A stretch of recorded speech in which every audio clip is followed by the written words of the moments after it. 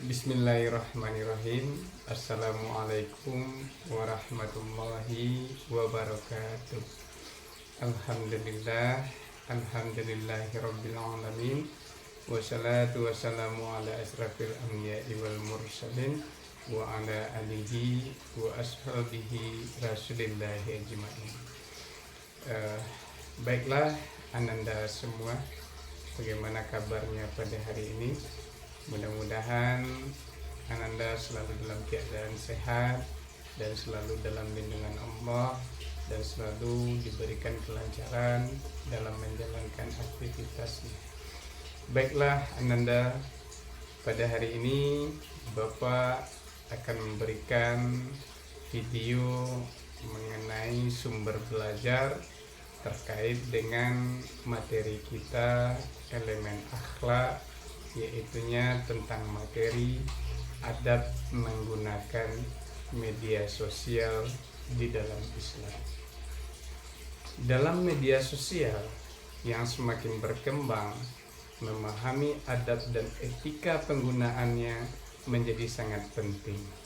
Nah, pada saat ini, untuk kesempatan kali ini, Bapak akan coba menyampaikan agar Ananda bisa nantinya mengeksplorasi pemahaman tentang adab media sosial, dampaknya, serta panduan Islam untuk menggunakan media sosial dengan bijak.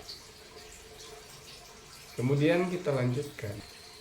Tujuan pembelajaran dari sumber belajar ini adalah yang pertama, menjelaskan adab menggunakan media sosial. Yang kedua, menjelaskan dalil nakli adab menggunakan media sosial.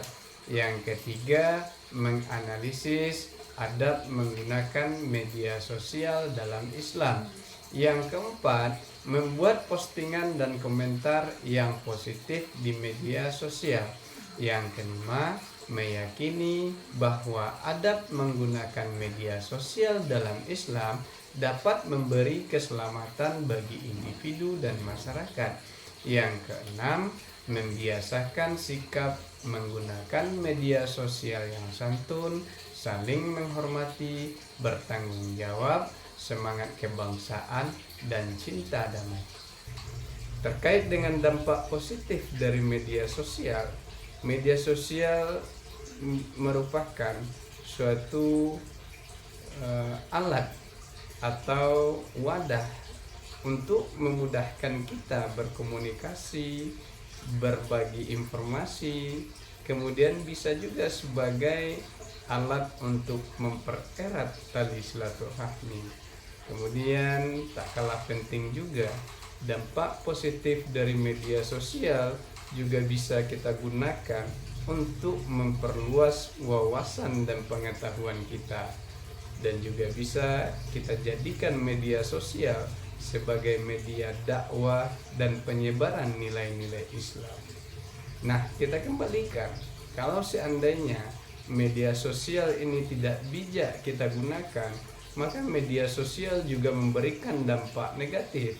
Di antaranya dampak negatif yang bisa ditimbulkan dari media sosial adalah bisa memicu kecanduan, kecemasan, dan depresi apabila kita tidak arif dalam menggunakan media sosial untuk mengatur waktu dan hal-hal yang bisa merugikan kita. Kemudian media sosial juga bisa berdampak tempat terjadinya perbuatan-perbuatan yang dilarang oleh agama, tentunya akan berujung kepada perbuatan dosa. Di antaranya adalah media sosial bisa dijadikan sebagai wadah penyebaran informasi negatif, hoak, ujaran kebencian, melakukan gunjing, dan menyebutkan aib-aib orang lain. Nah, kemudian dampak negatif media sosial ini juga bisa tentunya mendorong pelakunya untuk melakukan perbuatan yang tidak terpuji apabila media sosial tidak kita gunakan secara bijak. Baiklah, Ananda semua, kita masuk kepada pembahasan berikutnya, yaitunya dalil-dalil Al-Quran tentang adab menggunakan media sosial. Baik Ananda semua, sebagai kita ketahui, media sosial itu merupakan media tempat berinteraksi sebagaimana layaknya kita melaksanakan atau bersosialisasi di dunia nyata. Media sosial bisa kita gunakan untuk berbagi informasi, untuk berkomunikasi, atau bisa melakukan postingan-postingan berupa video. Nah, sehingganya konteks terkait dengan dalil-dalil Al-Quran yang mengutamakan adab menggunakan media sosial adalah kita ambil dari surat Al-Hujurat ayat 12. Terkait dengan dalil Al-Quran yang kita ambil sebagai landasan adab menggunakan media sosial adalah Al-Quran surat Al-Hujurat ayat 12. A'udzu billahi minas syaitonir rajim. Bismillahirrahmanirrahim. Ya ayyuhallazina amanu ijtanibu katsiran minaz zanni inna ba'daz zanni itsm wa la tajassasu wa la yaghtab ba'dukum ba'da ayuhibbu ahadukum ayyakula lahma akhihi maitan fakarihtumuh wattaqullah innallaha tawwabur rahim. Artinya, wahai orang-orang yang beriman, jauhilah banyak dari prasangka. Sesungguhnya sebagian prasangka itu adalah dosa. Dan janganlah kamu mencari-cari kesalahan orang lain. Dan janganlah ada di antara kamu menggunjing sebagian yang lain. Apakah ada di antara kamu yang suka memakan daging saudaranya yang telah mati? Tentu kamu merasa jijik. Dan bertakwalah kepada Allah. Sungguh Allah Maha Penerima Taubat, Maha Penyayang. Selain dari Quran surat Al-Hujurat ayat 12 ini, Allah juga mengatakan di dalam Quran surat Al-Ahzab yang berarti, hai orang-orang yang beriman, bertakwalah kamu kepada Allah dan katakanlah perkataan yang benar. Kemudian sejalan dengan itu, terkait dengan dalil-dalil tentang adab penggunaan media sosial di dalam Islam, juga bisa kita ambil dari dalil hadis Rasulullah Shallallahu Alaihi Wasallam, yang mana hadis yang diriwayatkan dari Bukhari dan Muslim, sebagaimana Rasulullah bersabda yang berarti, barang siapa yang beriman kepada Allah dan hari akhir, hendaklah ia berkata baik atau diam.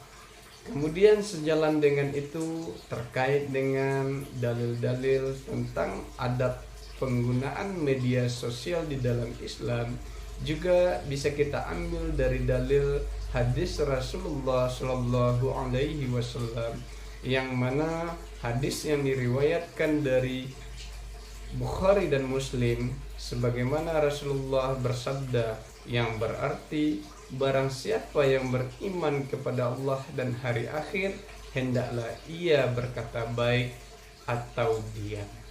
Kemudian di hadis lain Rasulullah Shallallahu Alaihi Wasallam juga menjelaskan yang terdapat dalam hadis riwayat Tirmizi. Rasulullah Shallallahu Alaihi Wasallam bersabda yang artinya, sesungguhnya seorang hamba dapat dimasukkan ke dalam surga atau neraka hanya karena ucapan atau lidah. Nah, itulah Anda semua terkait dengan dalil-dalil mengenai materi kita. Baiklah, Anda semua, dari dalil-dalil yang telah disampaikan tadi, tentunya berdasarkan hal tersebut, maka dapat kita ambil sebuah kesimpulan bahwasannya di dalam Islam untuk menggunakan media sosial tentunya kita harus memiliki adab-adab yang harus kita lakukan. Yang pertama adalah kontrol diri. Nah, terkait dengan kontrol diri ini, maka kita harus memiliki sikap kehati-hatian di dalam bertindak dan berbicara ataupun berinteraksi di media sosial. Kemudian yang kedua, adapun adab menggunakan media sosial di dalam Islam, tentu kita harus memiliki saling menghormati, yaitunya bisa menghargai perbedaan pendapat dan tidak menyebar kebencian di media sosial. Kemudian yang selanjutnya, adab menggunakan media sosial, yaitunya bisa sebagai momen menambah ilmu, yang mana untuk kontrol diri ini mungkin bisa kita bagi menjadi 3 pembagian. Yang pertama, Ananda harus mengenali diri Ananda terlebih dahulu. Terkait dengan mengenali diri ini, Ananda harus mempelajari apa kelebihan Ananda dan apa kekurangan diri Ananda, sehingga Anda bisa mengendalikan diri dengan baik ketika menggunakan media sosial. Kemudian untuk kontrol diri yang kedua adalah Ananda harus berpikir sebelum bertindak. Dalam hal ini, setiap apapun yang akan Ananda laksanakan atau yang akan Ananda lakukan, baik mau membagikan postingan maupun akan melakukan komen, maka Ananda harus berpikir sebelum bertindak, pertimbangkan dampak dari setiap tindakan ataupun ucapan yang akan Ananda lakukan di media sosial. Kemudian yang ketiga, terkait dengan kontrol diri dalam media sosial adalah terkait dengan masalah waktu penggunaan media sosial. Nah, terkait dengan waktu penggunaan media sosial ini, apabila Ananda tidak bisa membatasi waktu di dalam menggunakan media sosial, tentu ini juga akan bisa berdampak kepada Ananda dan juga bisa mengganggu aktivitas kegiatan lainnya. Nah, itulah Ananda terkait dengan pentingnya kontrol diri di dalam menggunakan media sosial. Adapun tujuan dan manfaatnya adalah yang pertama kita jadikan media sosial sebagai wadah untuk mencari ridho Allah, yaitunya menjadi insan yang berakhlak mulia dan mendapatkan keridhaan Allah dengan menebarkan hal-hal yang baik. Kemudian yang kedua, tujuan dan manfaat adab menggunakan media sosial adalah menjaga nama baik, citra diri, kemudian melindungi diri dan orang lain dari hal-hal negatif di media sosial. Nah, dan selanjutnya tujuan dan manfaat media sosial adalah keberkahan. Kalau kita menggunakan media sosial dengan bijak, maka kita akan memperoleh keberkahan dan manfaat dari penggunaan media sosial. Contohnya ketika kita berbagi konten-konten yang baik atau mungkin pesan-pesan yang bermakna maupun berbagi informasi dan berbagi ilmu, maka media sosial bisa kita jadikan wadah yang bertujuan untuk meraih keberkahan dari Allah Subhanahu wa taala. Kemudian, tujuan dan manfaat media sosial juga dijadikan sebagai tempat persatuan.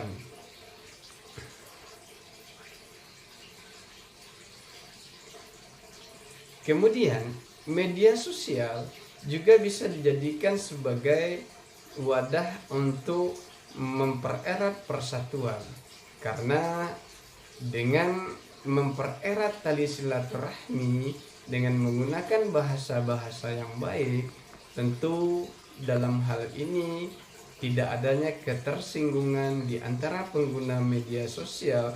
Hal ini akan berdampak kepada terjalinnya silaturahmi yang baik, tentu terjalinnya hubungan persatuan yang baik juga.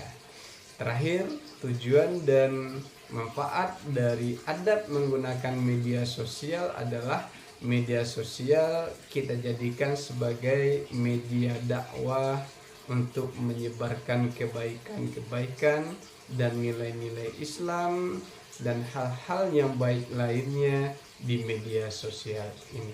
Baiklah Ananda, setelah Ananda memahami adab-adab menggunakan media sosial sesuai ajaran Islam, maka yang diharapkan dari materi ini adalah Ananda bisa mengimplementasikan adab tersebut pada kehidupan sehari-hari.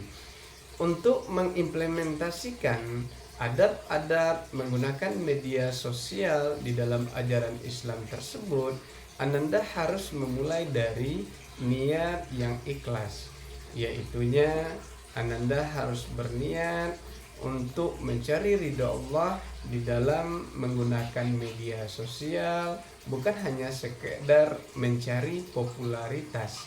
Kemudian Ananda juga bisa menerapkan yaitunya kontrol diri, menjaga lisan, emosi, dan tindakan di media sosial. Implementasi adab berikutnya adalah yang harus Ananda lakukan. Media sosial harus Ananda jadikan sebagai media yang bermanfaat, yaitunya berbagi konten yang baik, yang bermanfaat dan bisa menginspirasi bagi orang. Nah, baiklah Ananda semua, sebagai penutup dari materi ini adalah tentunya kita atau Ananda harus memahami betapa pentingnya adab penggunaan media sosial berdasarkan ajaran Islam, dan hal tersebut harus Ananda implementasikan dalam kehidupan sehari-hari sebagai bentuk ketaatan dan keteladanan.